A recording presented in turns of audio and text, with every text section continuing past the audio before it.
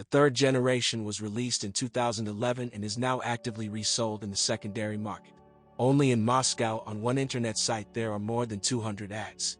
Prices start at 1,800,000 rubles, which is not bad for a versatile, fashionable and modern SUV. And as for unreliability, it's also, maybe, fairy tales. Now let's figure it out. The joke of the beginning of the century, they say, the owner of a modern car, while refueling, will simultaneously change the firmware of the onboard computer, is not so far from the truth. At the very least, various kinds of malfunctions and failures of electronic devices make up the majority of complaints from owners of the latest generation ML. And not only electronic, but also electromechanical, of which there is a wagon and a small cart in the car. Then the door closers will fail, and not just stop working, but can easily open the door on the go. Then the servo drive of the fifth door will balk. The keyless go dongle will not work. As a rule, all this does not require the replacement of nodes, it is enough. That's right, update the firmware of the onboard computer. Under the guarantee, this will be done, of course, for free, and even after the end of this operation, the operation will cost only a few hundred rubles. True, there is a funny feature here. It's called the tech center syndrome. It is necessary to drive the car to a service station and start diagnosing how everything works better than a new car. On the road, no. Therefore, it makes sense to insist that there is a malfunction. At least it just happened. However, experienced and responsible servicemen are aware of this and do everything necessary without delay. There are things that are annoying, but not related to problems. For example, sweaty headlight clusters are a technological feature related to ventilation.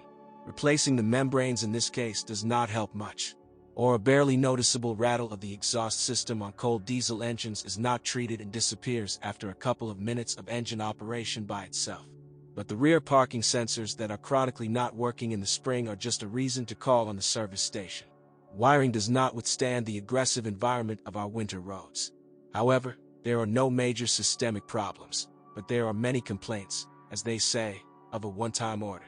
At one, for no apparent reason, the motor for folding the third row of seats failed.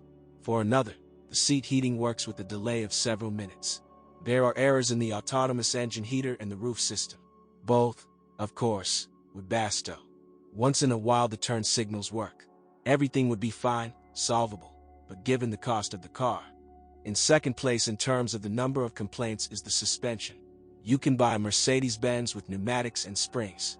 With springs, everything is clear, but pneuma. You are unlikely to find an M-Klasse lying on its belly or posing as an anti-aircraft gun with deflated rear cylinders.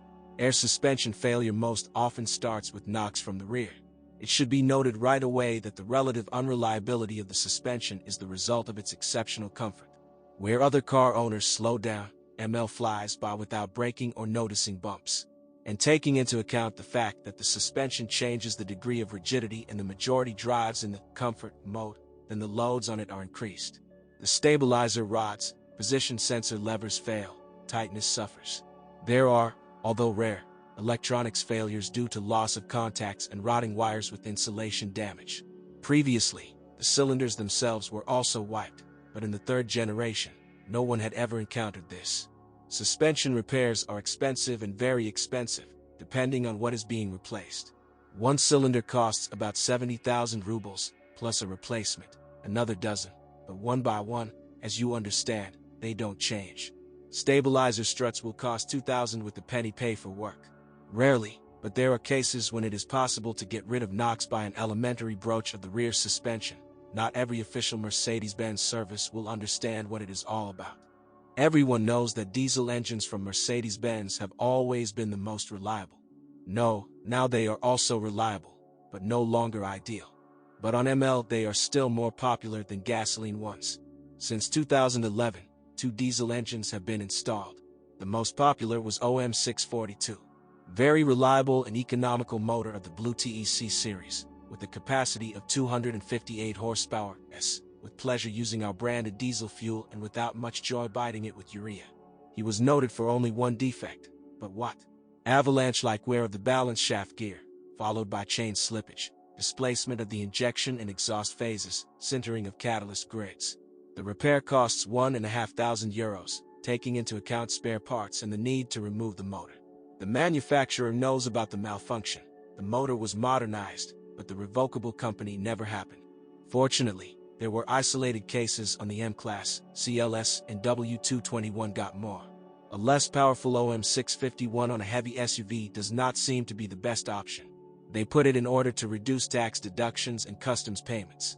A completely reliable motor, but due to the greater workload, it suffers from rapid wear of the timing and piezoelectric injectors, at €450 apiece. In the gas distribution system, the chain wears out quickly. There would be no problems with replacing the penny part if the mechanism was not on the transmission side. Well, more and more people complain about pump leaks. In general, not the best option. Both motors in the Blue TEC series proved to be gluttons when it came to topping up the urea tank. It was spent much faster than both the owner and the manufacturer expected. In a word, the optimal engine, if we talk about diesel engines, is the one that is 3-liter and not Blue TEC.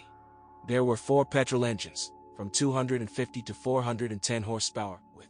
All of them are quite reliable and do not suffer from any special source. For Russia, a big petrol engine is probably still the best choice. Since the 3rd generation, the ML has been produced in 2 versions, with and without an off-road package, like a crossover. In the 4th generation, the number of options, including those related to driver assistance, occupies a large part of the description of the car. Airmatic air suspension with the ability to increase the ground clearance up to 285 millimeters, and the depth of the Ford to be overcome, up to 600. Active curve can be added to it, which ensures the absence of rolls and buildup on the road and off-road. 4-wheel drive permanent, of course, 4MATIC. The standard includes traction control etc. Separately, it is worth mentioning the on and off-road system, which is controlled by a puck on the center console and changes the settings of all of the above systems. It even has a trailer mode, which helps to cope with the heavy trailer. There are few failures in these systems, or rather, most often they are non-recurring. Somewhere something will flash, somewhere something will fail, but after restarting the engine everything returns to normal. As a maximum, you will have to go to the dealer to reset the error and update the firmware. You're not going to drive your ML where you can't get out without active curve, are you? This is not a stove from a fairy tale. Without a doubt, the ML is one of the fabulously successful Mercedes Benz vehicles of all time. Even the very first generation is highly valued by many, although it is not very clear why. From the second to the current GLE, these are almost ideal cars that combine ingenious engineering solutions of the past and a bold look into the future. The car costs so much in the secondary market that it practically does not raise questions, they say, or maybe Prado. And the difference in equipment, dynamics, and comfort speaks in favor of the German. But, in fairness, it should be noted that the possession of our hero is not always like a fairy tale.